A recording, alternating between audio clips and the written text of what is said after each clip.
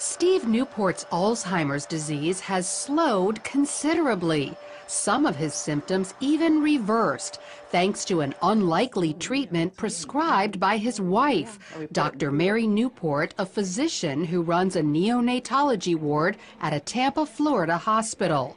She became determined to help her husband after he failed the so-called Alzheimer's clock test.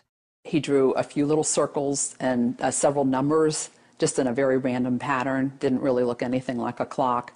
And the doctor pulled me aside and she said, you know, he's actually on the verge of severe Alzheimer's at this point. He's beyond moderate. So that was very, very devastating news. Dr. Newport began learning everything she could about her husband's disease.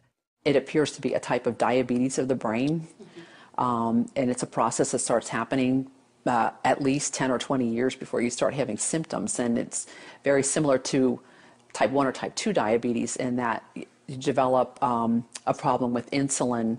In this case, insulin problems prevent brain cells from accepting glucose, their primary fuel. Without it, the cells eventually die. But there is an alternative fuel, ketones, which the cells easily accept. Ketones are metabolized in the liver after you eat medium-chain triglycerides, which are found in coconut oil. So Dr. Newport added coconut oil to Steve's diet. Just 2 weeks later, he took the clock test again, and as you can see, demonstrated stunning improvement. I thought at the time, was it just good luck? Was it a lot of prayer? Was it the coconut oil? And I thought, well, we're going to keep the coconut oil going. Then 3 weeks later, he took the clock test a third time and continued to get better. And it wasn't just intellectually, he also improved emotionally and physically. He was not able to run. He was able to run again. He couldn't read for about 1.5 years. But after somewhere around 2 or 3 months, he was able to read. Instead of being very sluggish, not talking very much in the morning, he would come out, you know, with energy and talkative and joking, and he could find his water and his utensils. Dr. Newport documented Steve's success in a book called Alzheimer's Disease, What If There Was a Cure?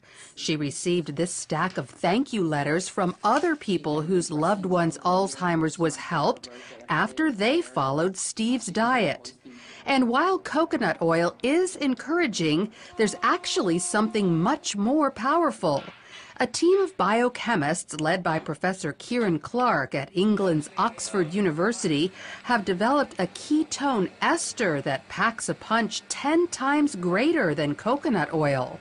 It reaches quite considerably higher levels, and you can get whatever levels you want depending on how much you drink. The problem is they need millions of dollars to mass produce it. Very expensive, and so we can't make very much of it ourselves. And what we would like is funding so that we could actually scale up and make it. But of course, there's no real profit in manufacturing stuff like that. So until a high-potency ketone ester is available to the general public, coconut oil is still a good ketone source. Just make sure it's pure, non-hydrogenated. Avoid any hydrogenated oil, which is the same thing as dangerous trans fat. Many people avoid coconut oil because they think it's bad for them, but it's actually very healthy. Dr. Beverly Teeter is a researcher at the University of Maryland who specializes in dietary fats. She says years ago, coconut oil was criticized for raising cholesterol, but scientists have since learned there are 2 kinds of cholesterol, LDL, the bad kind, and HDL, which is very good for you and is the kind coconut oil raises. So they put out the message that it increased serum cholesterol, but the truth of the matter was it was helping the profile of the serum cholesterol. That never has been corrected in the public press, and I think that's the reason people have misconceptions about it. So not only does coconut oil improve your cholesterol levels, Dr. Teeter says the way it helps the brains of some Alzheimer's patients can be extended to people with Parkinson's disease, ALS, epilepsy, dementia, even schizophrenia and autism.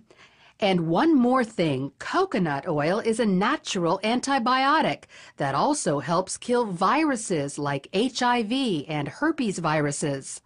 But the coconut oil tends to keep the bacteria down so that if you're assaulted with the virus, your immune system can concentrate on the virus. It doesn't have to concentrate on 27 other bacteria that you may have been exposed to that day. So consider coconut oil to improve your overall health and perhaps even go so far as to stave off life-threatening diseases. Oh, yeah, that's good. Lori Johnson, CBN News. Food a lot.